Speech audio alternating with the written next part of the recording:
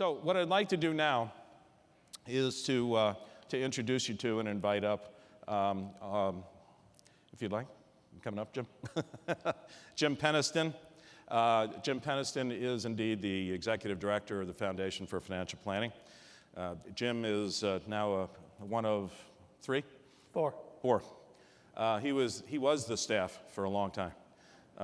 All the board members, everybody pays their own way to everything. Virtually every dime that is provided and put into the endowment that we draw money from goes to work. And Jim was the only employee for many, but witnessed now 12 years. Yes, sir. Been in charitable work though for over 40 years, and has done. Don't a look it tremendous though, job. do I? I'm sorry. Don't look it, do I? No. It's, well, sort of. Anyway, but they're good miles. Yes, good sir. Miles. Good miles. Good miles. Yeah. But no, he's been a tremendous leader with this organization, bringing it to where it currently is today, and we're very excited about that. And we have another special guest that we thought I'd let Jim introduce. And Well, first of all, Steve, let me thank you. Oh, absolutely. Steve was very instrumental in making the foundation what it is today. As he said, he was on the board from 1996 through just last year. And we went from nothing to what he shared with you now. So, Steve, thank you very much. Thank you, AIG.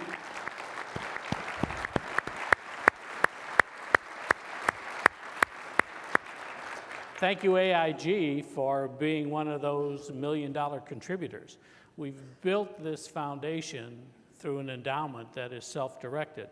So we take those dollars that you give us that allows us to give those grants on and on and on and on. And we're going to do that because it touches people's lives. As Steve mentioned, there's 95% of this society that doesn't have the opportunity that you provide to people. But yet, we all need that financial plan. We all need that financial advice. We all need that knowledge and help up to make a better world for ourselves. And I'm pleased this morning to share or to introduce a young man who is a beneficiary of one of the programs that we help, that we bring financial planners to. This young man is an author.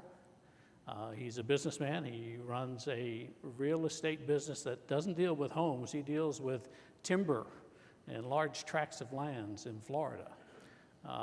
He's a son. He's a husband soon to be. Most importantly, he's an American warrior. I'd like to introduce Luke Murphy. Thank you. Thank you. Thank you very much. Thank you, sir. Thank you. I appreciate it. Thank you.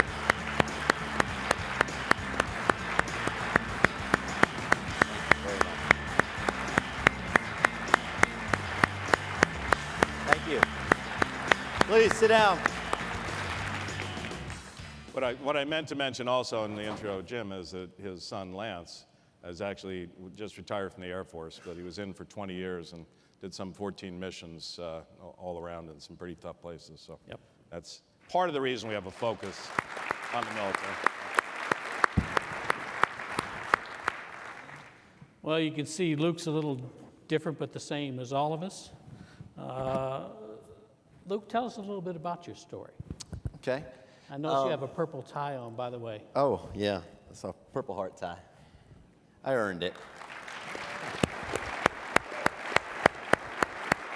So, The only time I could say I love the tie, and I'm really glad I don't have one. we call it the slow movers badge, There you go. or enemy marksmanship badge.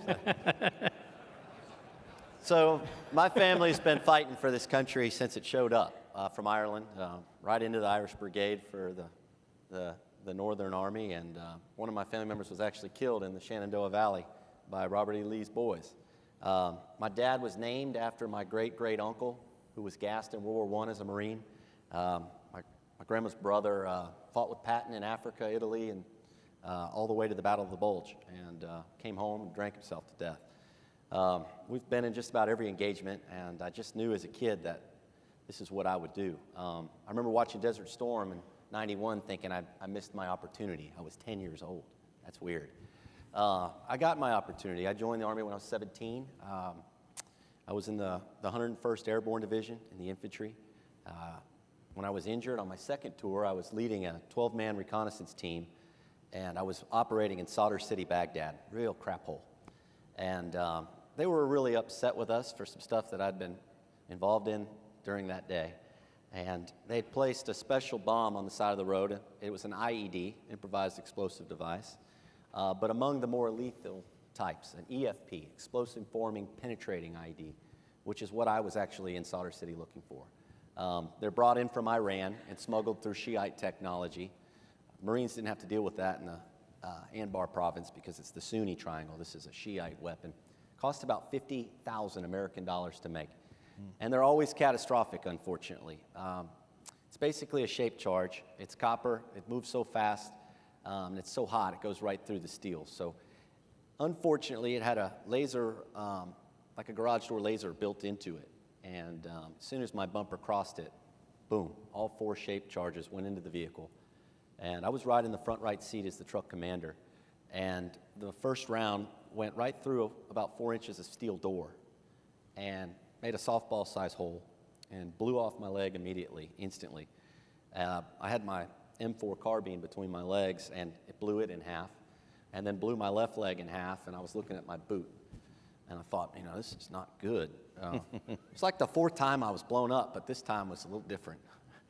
The second round went behind my neck and hit my gunner, compound fracturing his leg. The 3rd round hit my team leader, compound fracturing his leg. And the 4th round hit the fuel tank, rendering us on fire and rolling down the road. So that's basically what happened. I ended up having to shoulder my door off the hinges and get myself out.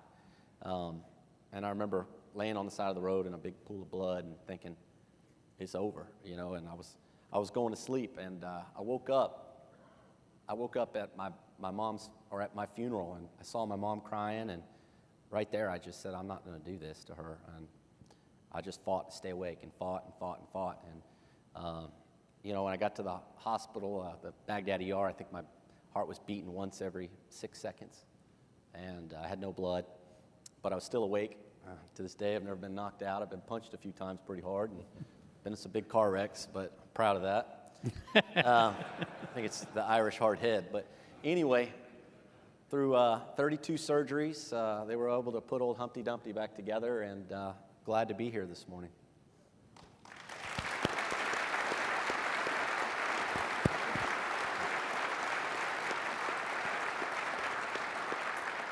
I don't know if many people know that when we have warriors who are wounded, particularly lose limbs, that the government provides them compensation in addition to treatments and the like. And in much of our work, we've seen where this has been very helpful, and at the same time, because of the lack of knowledge, where a number of warriors have had difficulty with it. But it looks like, Luke, you did something good with this. How did you know? Where did you learn? Or what did you do that helped brought you to this level? Right. Well, I'd have to give a lot of the credit to my dad. My dad was a stockbroker in the 60s, and wasn't a stockbroker long. He got into other entrepreneurial activities, owned restaurants, did real estate, stuff like that. But from a young age, stressed the importance of investing and saving and being unlike my friends and everyone else. So I guess I had that from the get-go. But you're right. You know, a lot of guys, you know, if you lose one leg, you get 50,000. If you lose 2, you get 100. If you lose 4, you're capped out at 100.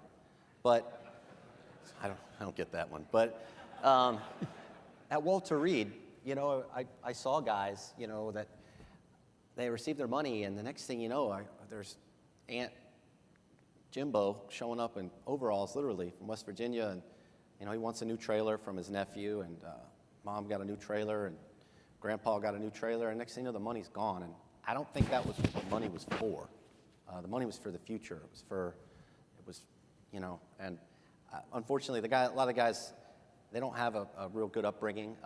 All they had was their body. That was how they're going to make money. They were going to get out of the military, be plumbers, welders, drivers, you know, help the economy. But now they're disabled, and what little money they did get is gone.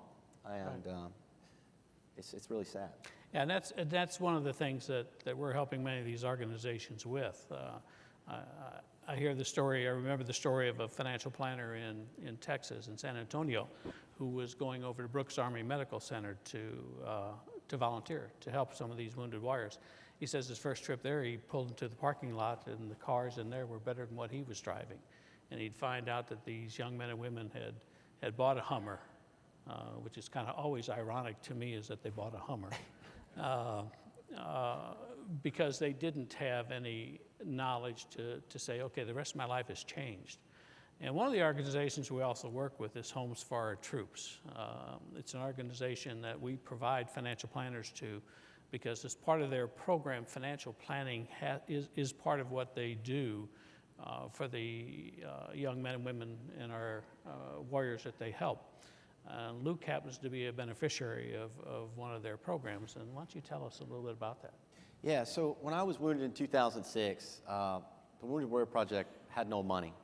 They were small. Homes for Our Troops was the same way. And unfortunately, because I only lost one leg, even though this one's really badly wounded, I wasn't a candidate. There wasn't enough money for guys like me. And I completely understood, because I didn't want to take a spot from somebody who's hurt worse than me.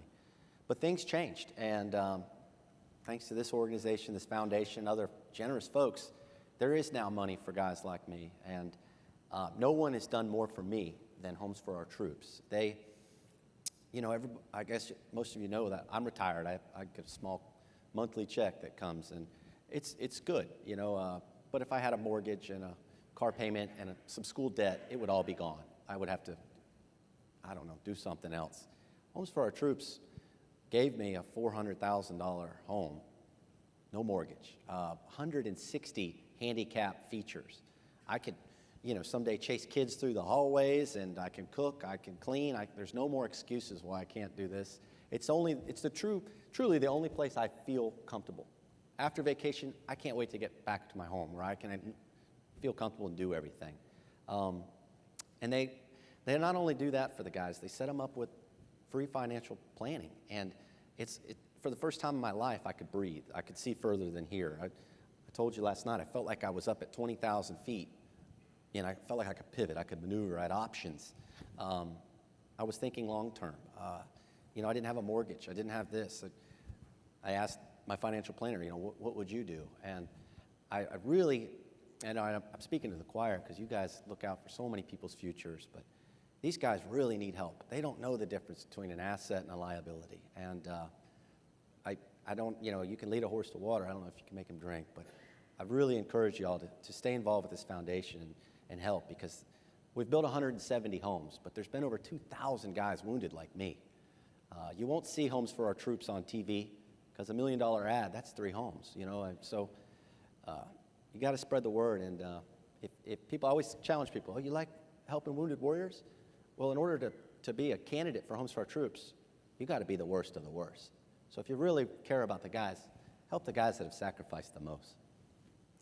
Luke, we always thank people for our service. Being the parent of a warrior who fortunately has not gone through all that you've gone through, but has been a patriot for our country, we want to thank you. And I want to ask, what message do you want to leave us with? Well, just, don't forget about us. I know eventually these wars are going to be over, so I thought, until Paris the other day. But, there are guys out there and girls that are hurt bad, and our futures matter too. And unfortunately, we've been hamstrung from our injuries, but they haven't beaten us, and they'll never define us. And with your help and your generosity, we could have a really good quality of life and get some really good education. So please don't forget about us. We're going to be here until we're not. So thank you very much. Thank you. Thank you. Steve, thank you. Thank you. Really appreciate it. Great job.